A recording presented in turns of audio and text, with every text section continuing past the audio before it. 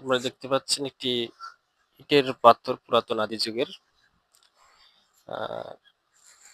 কালেমা শাহাদাত। এটি হলো কাবা শরীফের গিলাফ। খুবই সৌন্দর্য জিনিস, স্বর্ণ দিয়ে খোদাইকৃত। যারা প্রথম দেখছেন অবশ্যই আলহামদুলিল্লাহ বলে যাবেন। ঢাকা জাতীয় জাদুঘরে এটি অবস্থিত। হলো কাবা শরীফের গিলাফ।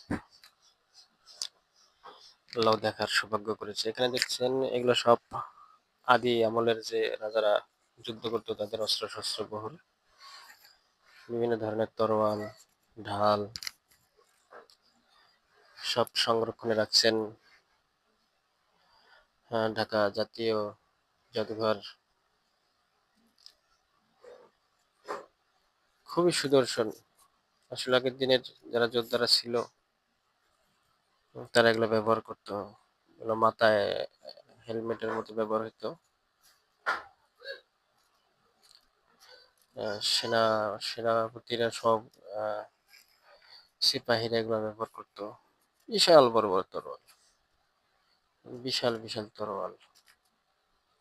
এগুলা হাতের কবজিতে ব্যবহার করতো যাতে শত্রুর আঘাত তাদের শরীর পর্যন্ত না আসে। একটা তরোয়ালের কি সাইজ! বিশাল বিশাল তরোয়াল, তো বড় বড় অস্ত্র।